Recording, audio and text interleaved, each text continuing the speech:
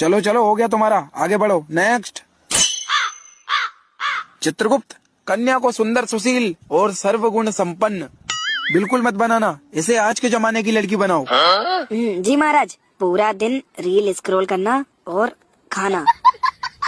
Height इसकी 5 feet छोटी होनी चाहिए और जबान 15 फीट लंबी। 10% GST काट के ये बची 4.5 फुट। हो गया महाराज। पति कैसा देना है? पति दे देना वो अपने मुकेश की तरह, जो सिगरेट की डब्बी पे छपा रहता है। ये भगवान क्या जुल्म है। महाराज बाल कैसे देने हैं? बाल ऐसे देना जो इसको खुद पसंद आए। और महाराज रंग कैसा रखना है? काला या गोरा? रंग ऐसा दो ना कालों में गिनती हो ना गोरों में, मट मेला टाइप। ठीक है। और महाराज एटीट्यूड? एटीट्यूड, एटीट्यूड तो इतना देना कि हैंडसम से हैंडसम लड़का रिजेक्ट कर दे। और लास्ट में अपने मुकेश जैसा दे देना कोई। परफेक्ट जोड़ी महाराज, परफेक्ट, मेड इन हेवन।